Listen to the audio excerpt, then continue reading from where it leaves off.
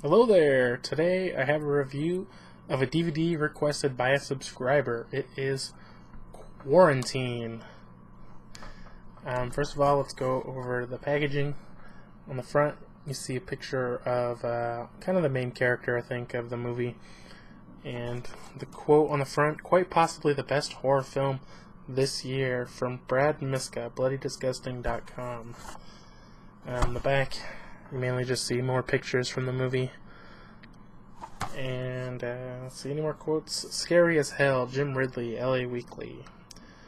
This is in Dolby 5.1, and it's in 1.85 to 1 widescreen, 89 minutes long, and rated R. I did buy this used, so I don't know if there was anything on the inside, but mine just has the disc with this picture. And so let's go over the cast. This movie was directed by Erick Dowdle.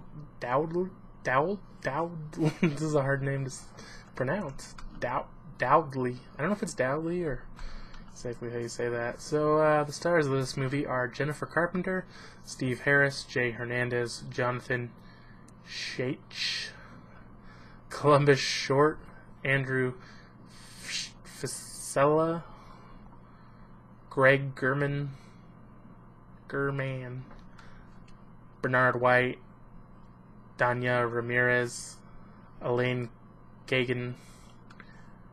Anyways, basically, no one too famous, I don't think, in this movie, except for Greg German. I think it's German. I've seen him before, but let's go over the plot of this movie. This movie is kind of like another one of those sort of found footage movies where the whole movie is recorded just through one camera, and this is kind of the movie that would make a lot of people maybe motion sick, or because it's bouncing around and getting blurry. And I mean, this movie is blurry all the time as the camera's trying to focus. But I just watched this again for the second time for this review, and I kind of forgot how long the beginning is. The beginning is very long and boring. It starts out as this lady who is on the cover.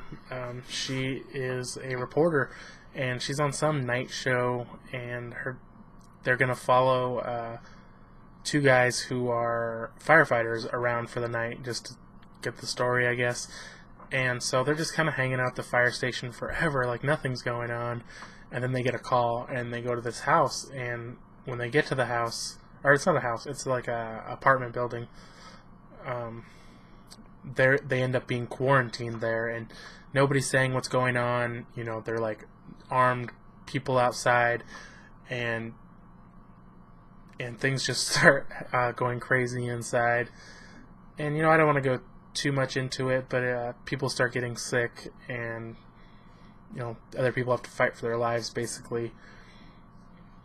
The visual quality on this, I don't really want to get into that too much, because like I said, this movie is supposed to be shot like on a single camera, and so you're not going to get, they're purposely making the quality not good, not the supreme quality that you would want. I don't know if they put this on Blu-ray, maybe it'd be a little clearer on Blu-ray, but it's still going to be, they're going to try not to make it look like it's professional studio equipment, so it's going to pretty much be that way. For special features, we have What was that called? Locked In, the making of Quarantine. And I mean, that's pretty obvious, making of. They showed a lot of how they were preparing for shots, how they actually shot it, how they had to prepare, because they're trying to do like everything in one take, kind of. And they showed the set and how they built it. And then you have designing the infected, and that was pretty much just showing how they decided how the people were going to look, and showing how they actually did the makeup, and how they got the ideas. And then